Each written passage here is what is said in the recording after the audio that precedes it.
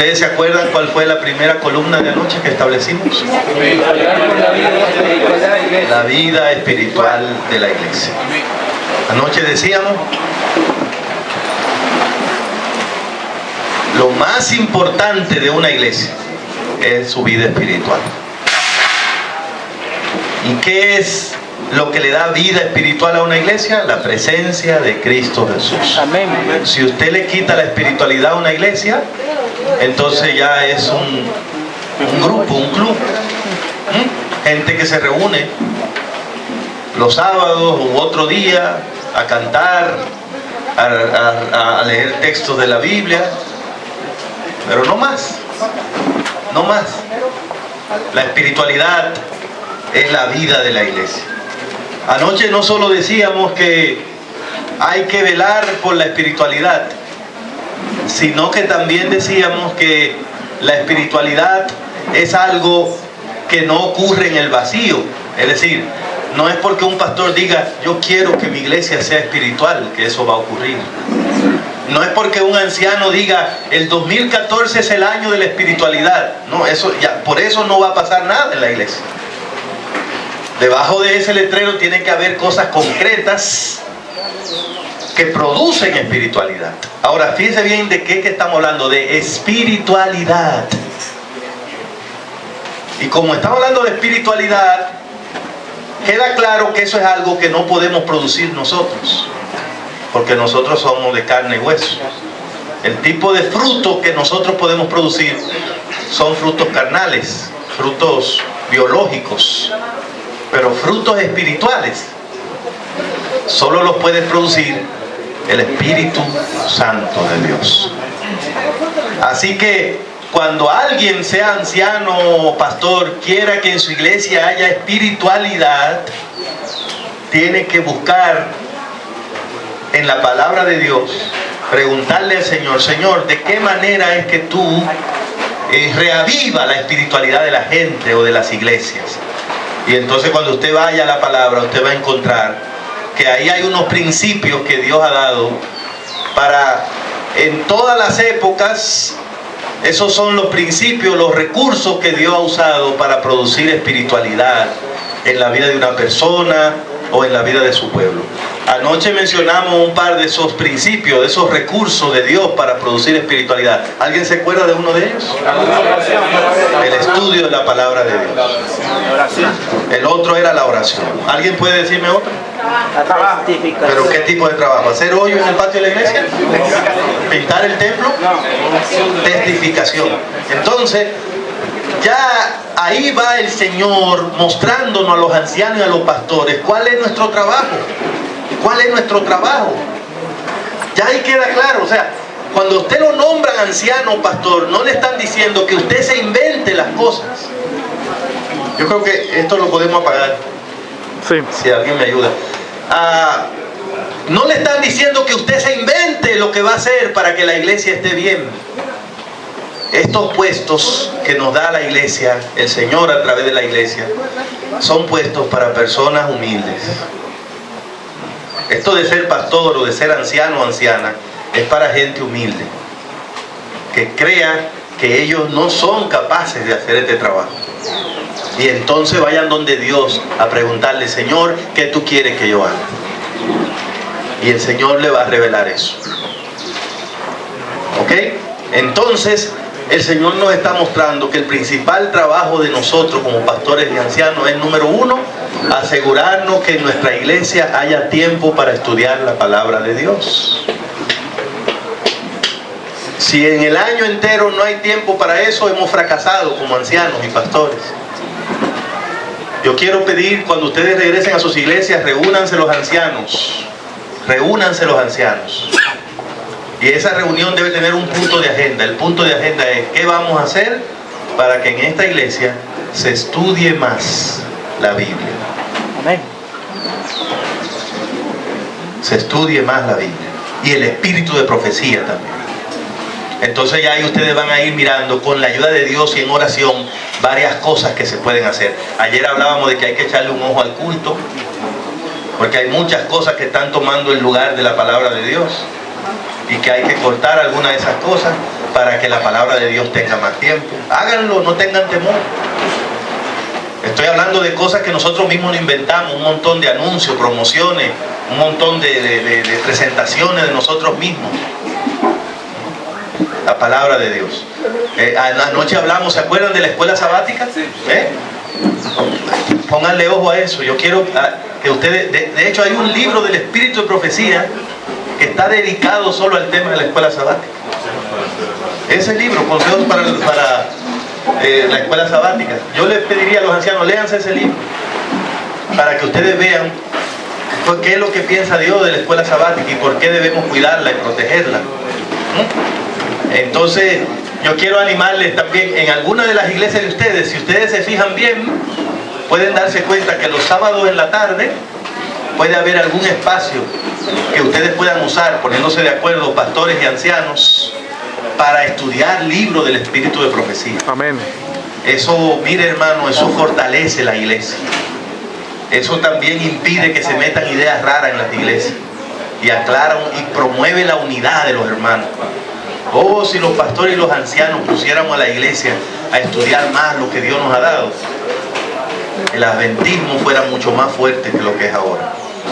Anoche yo también les mencioné a los ancianos y pastores que están aquí el culto del miércoles, que es un culto de oración y testimonio, o cualquier otro culto, ¿verdad?, que ustedes crean en la semana, puede ser tomado específicamente para estudiar Biblia.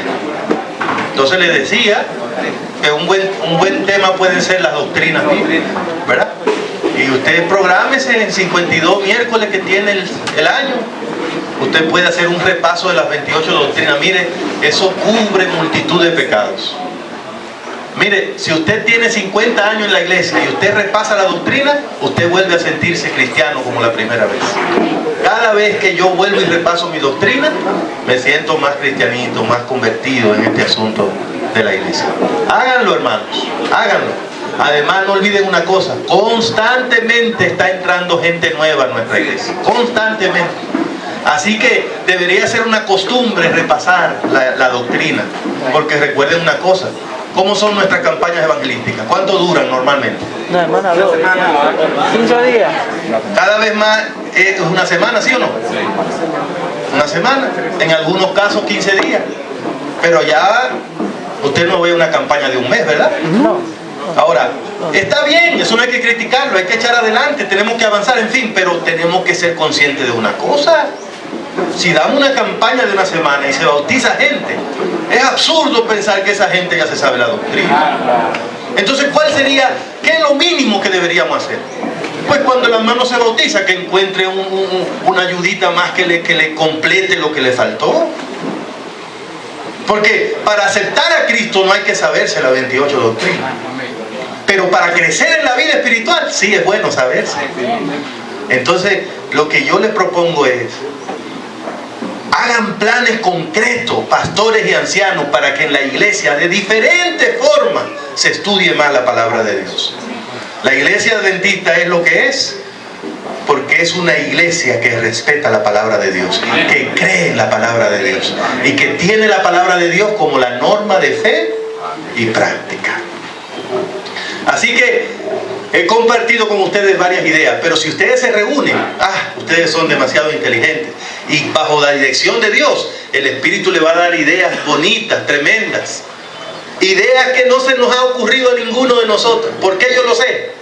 Por lo que dice el Señor en Jeremías 33:3. Clama a mí y yo te responderé y te enseñaré cosas grandes ocultas que tú no conoces. Ideas que tú no tienes, Dios te las va a dar cuando lo busques en oración.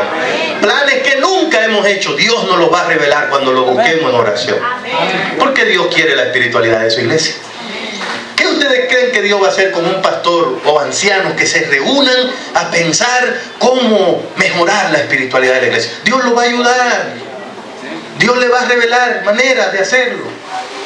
Pero tenemos que decidirnos, hermano. Le vuelvo a decir, espiritualidad no es un letrero que usted le pone a la iglesia. Si usted quiere puede ponerle afuera ahí, Iglesia Adventista la espiritual, pero eso no significa que sea espiritual.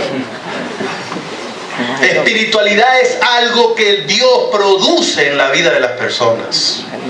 ¿Y cómo lo produce? Él ha decidido que Él lo produce a través de su santa palabra. ¿A través de qué más? De la oración. Y anoche les dije, hermanos ancianos, uno de los primeros trabajos que tenemos que hacer es poner la iglesia a orar. Por favor, cuando ustedes vuelvan, de inmediato hagan planes para que su iglesia se convierta en una iglesia de oración. No una iglesia que ora, no una iglesia que tiene un ministerio de oración, no, una iglesia de oración. De oración, donde todos los departamentos oran, todas las reuniones hay tiempo para orar, y se le enseña a la gente el valor de la oración. Y es una iglesia que tiene proyectos de oración, es una iglesia que tiene tiempo para que la gente ore en diferentes momentos. Una iglesia de oración. Pruébenlo, yo nada más les digo, pruébenlo. No hay un plan misionero más poderoso que poner la iglesia a orar. No hay un plan misionero más poderoso que eso.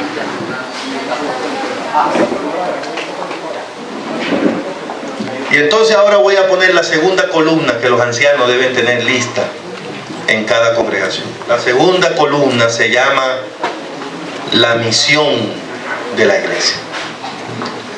¿Cómo se llama la segunda columna, hermano? La misión de la iglesia. Escuchen bien, hermanos ancianos y queridos pastores, compañeros que están aquí. Es responsabilidad de nosotros, el equipo pastoral. El equipo pastoral que está compuesto por pastores, empleados, pagados y los ancianos. Es responsabilidad de nosotros mantener la misión de la iglesia en el lugar que le corresponde. No hay un departamento encargado de eso. Somos nosotros, ancianos y pastores. ¿De qué estamos hablando cuando decimos la misión de la iglesia? Predicación del Evangelio. Sí. Es una responsabilidad que hay en cada uno de nosotros. Es una manera de decirlo. La responsabilidad de cada uno. Pero está bien, está correcto. Pero déjenme presentárselo así. Lo que cada anciano debe entender es una cosa. Usted es anciano de la iglesia de Cristo. Usted es pastor de la iglesia de Cristo. Es decir, esta iglesia tiene dueño. Cuando Dios me nombró a mi pastor, no me está diciendo, ok, Roberto, ayúdame con mi iglesia, dime qué hago.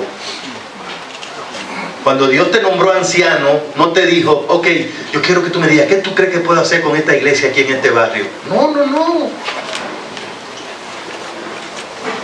Dios no nos nombró en estos puestos para que le demos consejos, ni para que le demos ideas. Dios no anda buscando líderes que lo guíen a Él. Dios anda buscando siervos que lo obedezcan a Él. Amén. Es decir, ya Dios sabe lo que Él quiere hacer con su iglesia. Amén. Antes de que tú llegaras a tu iglesia, ya Dios tenía un propósito con esa iglesia. Entonces estos puestos que tenemos no cambian eso. Cuando nosotros llegamos a estos puestos, la pregunta no es ¿qué voy a hacer aquí en la iglesia? Pregunta equivocada. La pregunta es ¿qué quiere el Señor que hagamos en esta iglesia?